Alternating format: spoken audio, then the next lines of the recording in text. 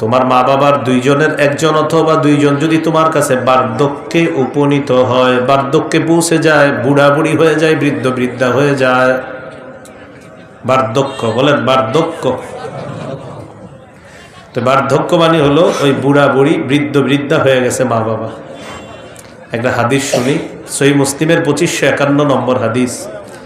এই হাদিসের মধ্যে আসছে قال رسول الله صلى الله عليه وسلم رغم أنفه ثم رغم أنفه ثم رغم أنفه।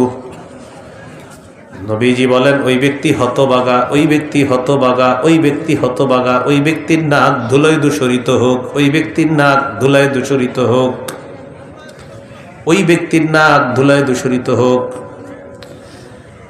সাহাবীগণ বললেন ইয়া রাসূলুল্লাহ, কার নাক ধুলায় দূষরিত হোক, কার জন্য আপনি এই কথাটা বললেন? কে হতভাগা হুজুর, কে হতভাগা জানতে চাই।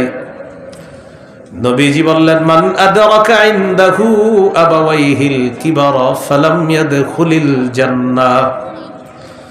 কোন ব্যক্তির কাছে যদি তার মা বাবা বৃদ্ধ বৃদ্ধা হয়ে যায়, আর ওই ব্যক্তি যদি এই মা বাবার সেবা করার মাধ্যমে জান্নাতে প্রবেশ করতে না পারে, সে হতভাগা, সে হতভাগা, সে হতভাগা। আপনার আব্বা আম্মা বৃদ্ধ বৃদ্ধা হয়ে গেছে, আপনি তাদের সেবা করার মাধ্যমে যদি জান্নাতে প্রবেশ করতে না পারেন, আপনাকে বলছে নবীজি হতভাগা, হতভাগা, হতভাগা। আল্লাহ আমাদেরকে হেফাজত করেন।